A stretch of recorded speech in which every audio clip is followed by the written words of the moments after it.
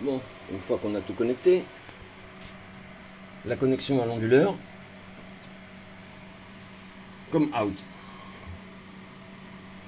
On allume tout. On a les voyants en attente.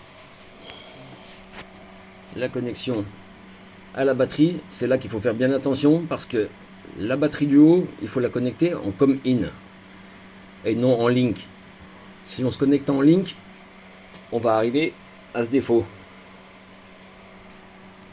C'est facile de se tromper, c'est mal expliqué et le link il sert à la liaison entre un bloc de batterie et le deuxième bloc de batterie. Une fois qu'on a tout branché, qu'on a tout raccordé, on met sous tension, on allume ici pendant 2 ou 3 secondes et on a le statut en attente.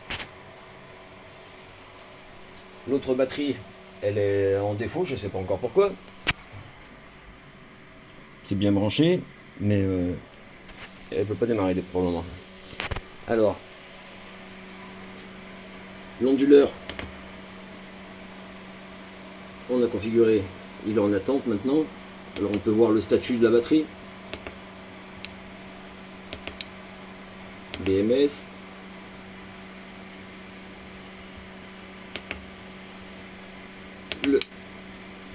Les blocs de batterie. 400 volts. Normal. PCU 2. 400 volts. Normal. PCU 3. Normal. Ainsi de suite. Donc, on a le système connecté complètement. Alors, on a 4 kW, 5 kW de batterie demande. En attendant que les panneaux solaires y démarrent, on est en train de tirer sur la batterie.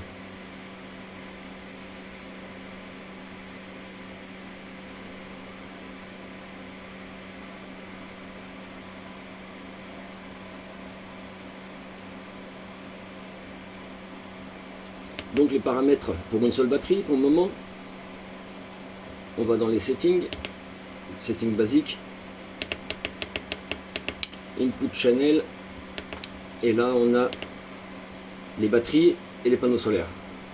Alors batterie 1, channel 1, batterie 1, channel 2 pour le moment j'ai rien parce que la batterie elle démarre pas, et les panneaux solaires 1 et 2.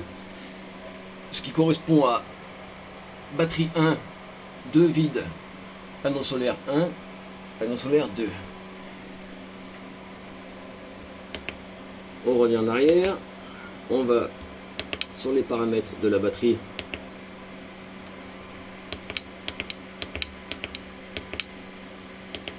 (0,0001) batterie paramètres, la batterie, le modèle. Comme j'ai actualisé l'inverseur, l'onduleur, on a la BTS 5K qu'on peut sélectionner, donc on l'a choisi et automatiquement il prend les paramètres directement, il n'y a rien à entrer, il fait tout seul. Autoconfiguration, une fois qu'on a branché la batterie, qu'on a choisi l'entrée, le canal d'entrée, autoconfiguration, on lui donne et il va se configurer tout seul et choisir l'adresse de la batterie tout seul. Ensuite, à partir de là, on a d'autres paramètres de batterie pour activer, désactiver, forcer les batteries. Anti-reflux, ça ne nous intéresse pas pour le moment. Tout le reste, c'est tout bon. Et on a fonctionnement normal, 7 kW de batterie. Alors pourquoi les panneaux solaires ils démarrent pas?